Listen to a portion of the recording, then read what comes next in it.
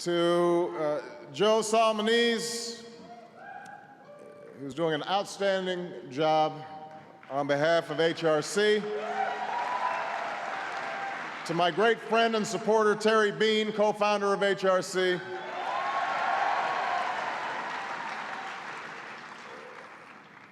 Representative Patrick Kennedy.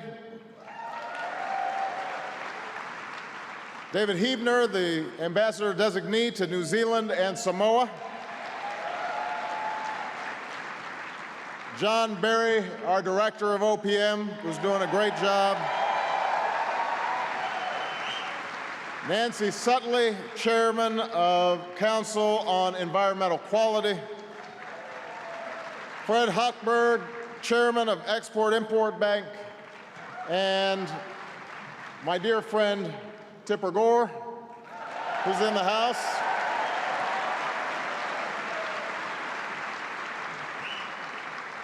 Thank you so much,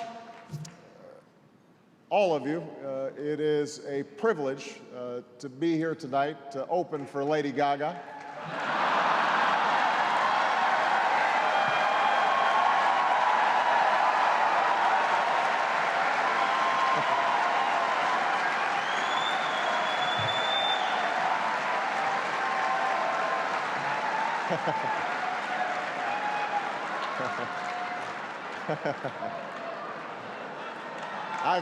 I've made it.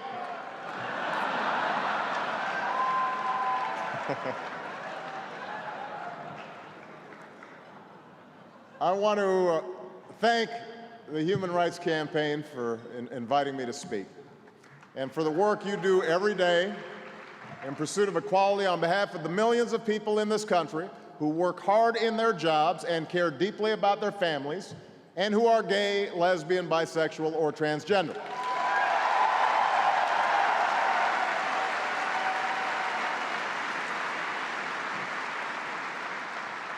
For nearly 30 years, you've advocated on behalf of those without a voice.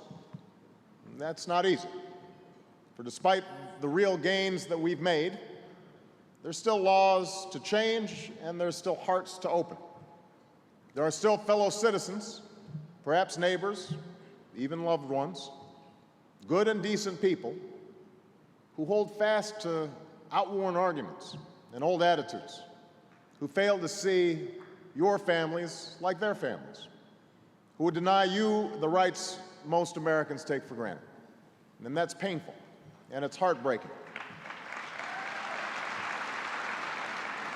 And yet, you continue leading by the force of the arguments you make and by the power of the example that you set in your own lives, as parents and friends, as PTA members and church members, as advocates and leaders in your communities, and you're making a difference. That's the story of the movement for fairness and equality. And not just for those who are gay, but for all those in our history who've been denied the rights and responsibilities of citizenship.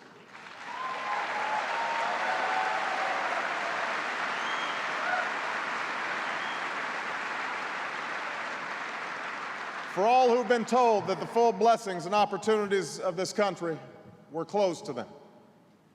It's the story of progress sought by those with little influence or power, by men and women who brought about change through quiet, personal acts of compassion and defiance wherever and whenever they could. It's the story of the Stonewall protests, when a group of citizens with few options and fewer supporters stood up against discrimination and helped to inspire a movement. It's the story of an epidemic that decimated a community, and the gay men and women who came to support one another and save one another, who continue to fight this scourge, who have demonstrated before the world that different kinds of families can show the same compassion in a time of need. And it's the story of the Human Rights Campaign and the fights you fought for nearly 30 years, helping to elect candidates who share your values, standing against those who would enshrine discrimination into our Constitution, advocating on behalf of those living with HIV/AIDS, and fighting for progress in our capital and across America. Now, this story, this fight, continues now, and I'm here with a simple message. I'm here with you in that fight.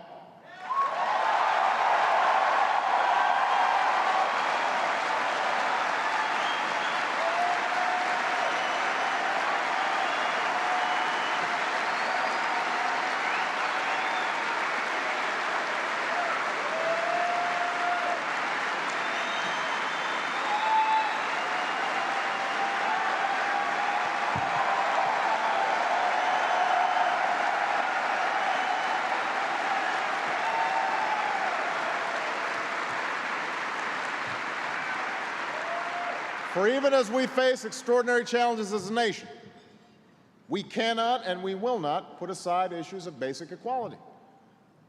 I greatly appreciate the support I've received from many in this room. I also appreciate that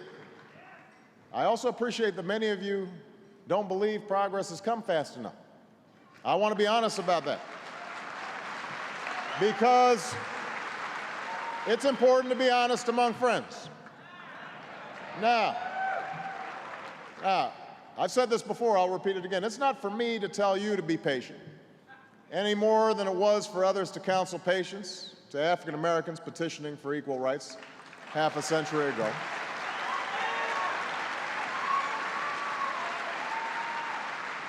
But I will say this, we have made progress, and we will make more. And I think it's important to remember that there is not a single issue that my administration deals with on a daily basis that does not touch on the lives of the LGBT community. We all have a stake in reviving this economy. We all have a stake in putting people back to work. We all have a stake in improving our schools and achieving quality, affordable health care. We all have a stake in meeting the difficult challenges we face in Iraq and Afghanistan.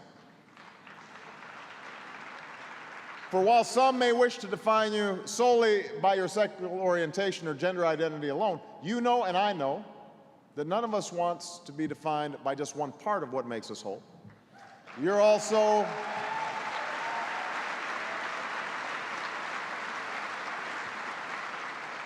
parents worried about your children's futures. Your spouses who fear that you or the person you love will lose a job. Your workers worried about the rising cost of health insurance. Your soldiers, you are neighbors, you are friends, and most importantly, you are Americans who care deeply about this country and its future.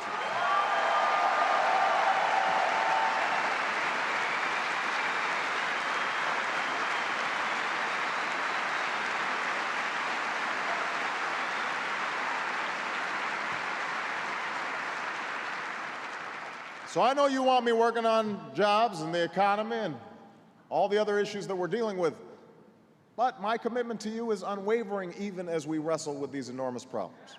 And while progress may be taking longer than you'd like as a result of all that we face, and that's the truth, do not doubt the direction we are heading and the destination we will reach.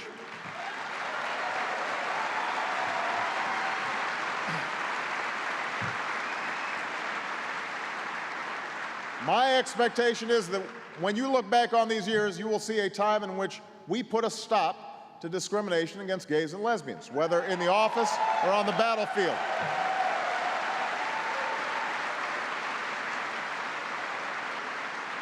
You will see a time in which we as a nation finally recognize relationships between two men or two women as just as real and admirable as relationships between a man and a woman.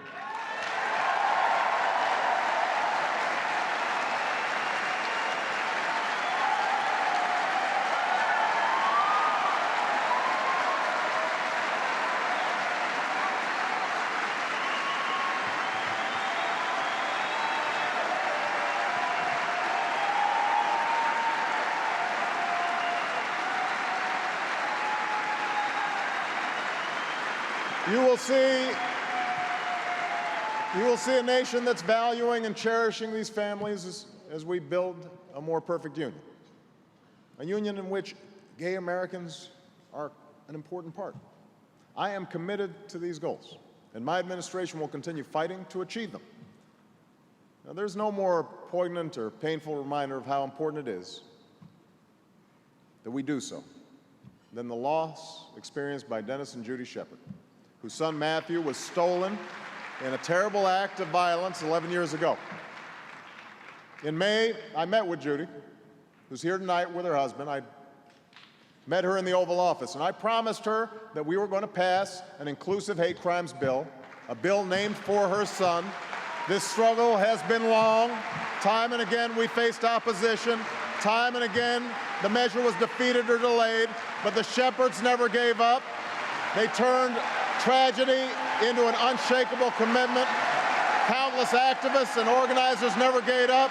You held vigils, you spoke out, year after year, Congress after Congress.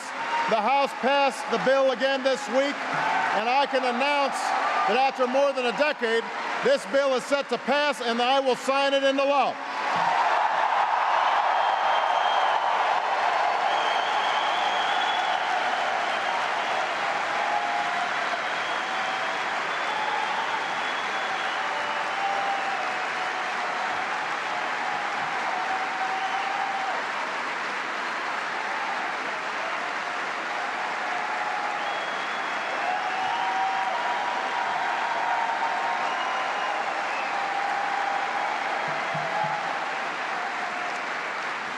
It's a testament. It's a testament to the decade-long struggle of Judy and Dennis, who tonight will receive a tribute named for somebody who inspired so many of us, named for Senator Ted Kennedy, who fought tirelessly for this legislation. And it's a testament to the Human Rights Campaign and those who organized and advocated. And it's a testament to Matthew and to others who've been the victims of attacks, not just meant to break bones, but to break spirits, not meant just to inflict harm, but to instill fear. Together, we will have moved closer to that day when no one has to be afraid to be gay in America.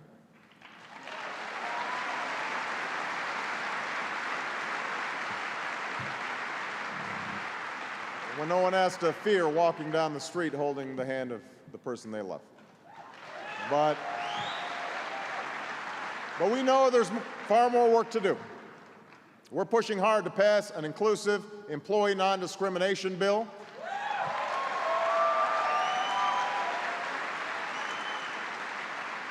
For the first time ever, an administration official testified in Congress in favor of this law.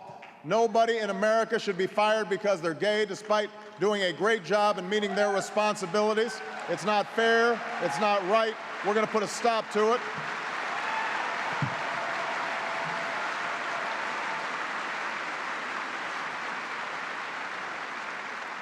And it's for this reason that if any of my nominees are attacked, not for what they believe, but for who they are, I will not waver in my support, because I will not waver in my commitment to ending discrimination in all its forms.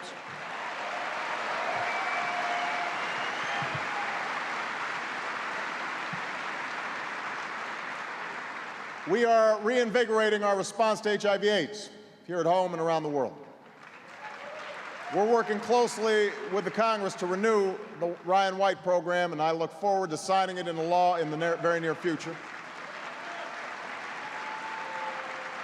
We are rescinding the discriminatory ban on entry to the United States based on HIV status.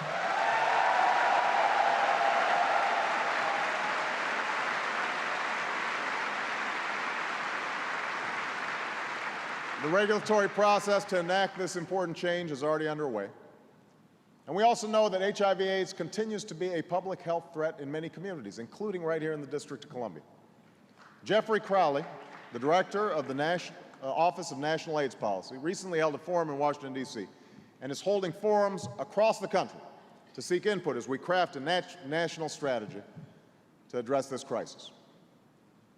We are moving ahead on Don't Ask, Don't Tell.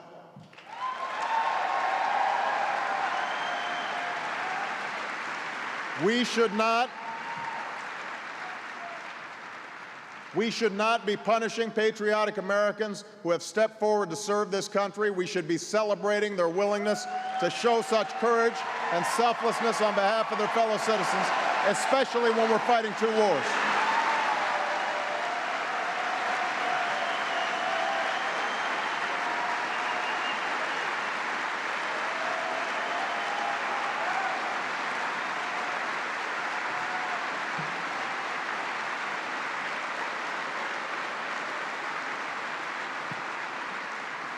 We cannot afford to cut from our ranks people with the critical skills we need to fight, any more than we can afford for our military's integrity to force those willing to do so into careers encumbered and compromised by having to live a lie.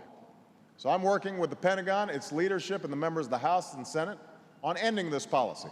Legislation has been introduced in the House to make this happen. I will end Don't Ask, Don't Tell. That's my commitment to you.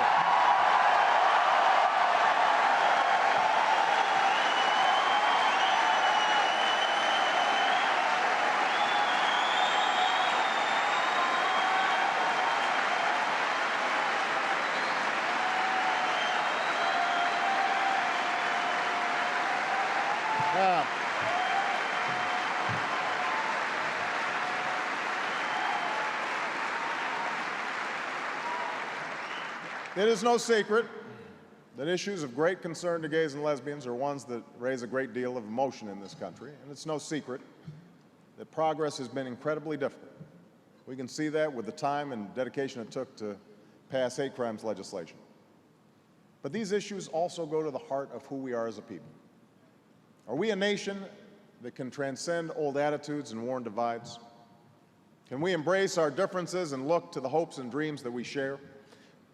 Will we uphold the ideals on which this nation was founded, that all of us are equal, that all of us deserve the same opportunity to live our lives freely and pursue our chance at happiness? I believe we can. I believe we will. And that's why I support ensuring that committed gay couples have the same rights and responsibilities afforded to any married couple in this country. I believe strongly in stopping laws designed to take rights away and passing laws that extend equal rights to gay couples. I've required all agencies in the federal government to extend as many federal benefits as possible to LGBT families as the current law allows, and I've called on Congress to repeal the so-called Defense of Marriage Act and to pass the Domestic Partners Benefit and Obligations Act.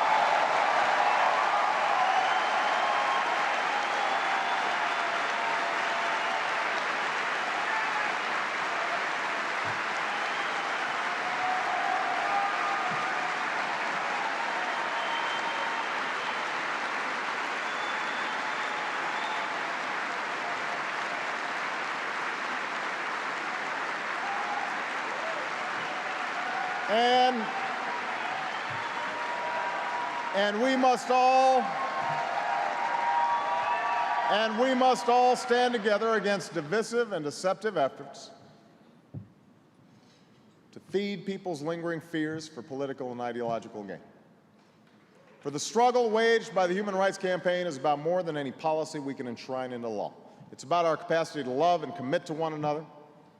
It's about whether or not we value as a society that love and commitment. It's about our common humanity and our willingness to walk in someone else's shoes, to imagine losing a job not because of your performance at work, but because of your relationship at home, to imagine worrying about a spouse in the hospital with the added fear that you'll have to produce a legal document just to comfort the person you love, to imagine the pain of losing a partner of decades and then discovering that the law treats you like a stranger.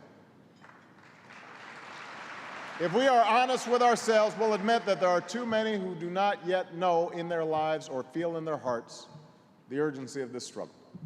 And that's why I continue to speak about the importance of equality for LGBT families, and not just in front of gay audiences. That's why Michelle and I have invited LGBT families to the White House to participate in events like the Easter egg roll, because we want to send a message.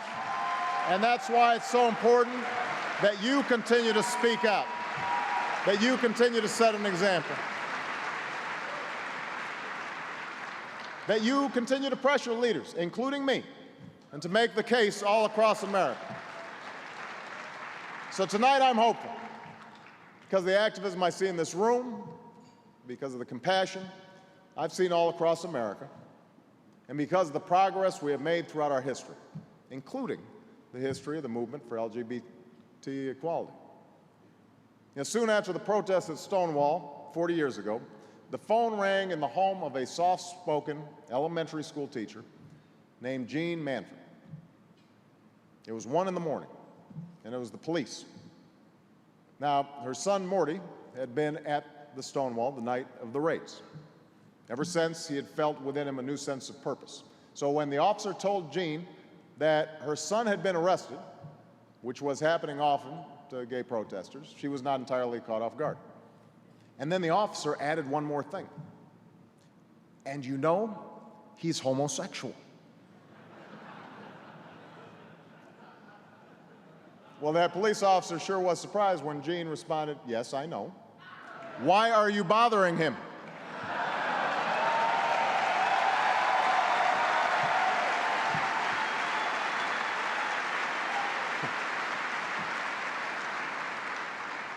And not long after, Jean would be marching side by side with her son through the streets of New York. She carried a sign that stated her support. People cheered. Young men and women ran up to her, kissed her, and asked her to talk to their parents. And this gave Jean and Morty an idea. And so after that march, on the anniversary of the Stonewall protests, amidst the violence and the vitriol of a difficult time for our nation, Jean and her husband, Jules, two parents who loved their son deeply, formed a group to support other parents and, in turn, to support their children as well. At the first meeting Jean held in 1973, about 20 people showed up. But slowly, interest grew. Morty's life, tragically, was cut short by AIDS, but the cause endured. And today, the organization they founded for parents, families, and friends of lesbians and gays has more than 200,000 members and supporters. It's made a difference for countless families across America.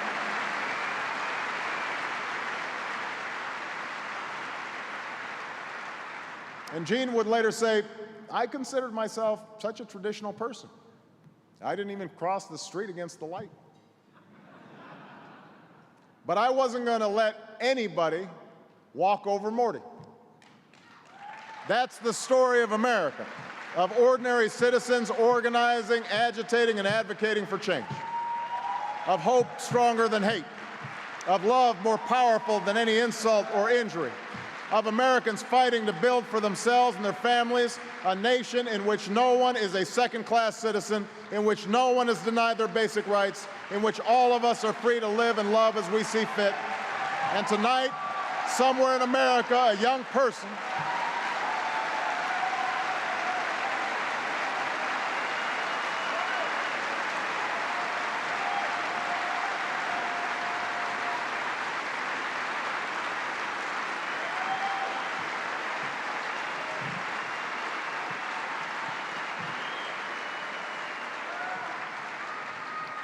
Tonight, somewhere in America, a young person, let's say a young man, will struggle to fall asleep, wrestling alone with a secret he's held as long as he can remember. And soon, perhaps, he will decide it's time to let that secret out. What happens next depends on him, his family, as well as his friends and his teachers and his community, but it also depends on us, on the kind of society we engender, the kind of future we build. I believe the future is bright for that young person. For a while, there will be setbacks and bumps along the road. The truth is that our common ideals are a force far stronger than any division that some might sow. And these ideals, when voiced by generations of citizens, are what made it possible for me to stand here today. These ideals are what made it possible for the people in this room to live freely and openly, when for most of history that would have been inconceivable. That's the promise of America, HRC. That's the promise we're called to fulfill, day by day, law by law, changing mind by mind. That is the promise we are fulfilling. Thank you for the work you're doing. God bless you. God bless America. Thank you.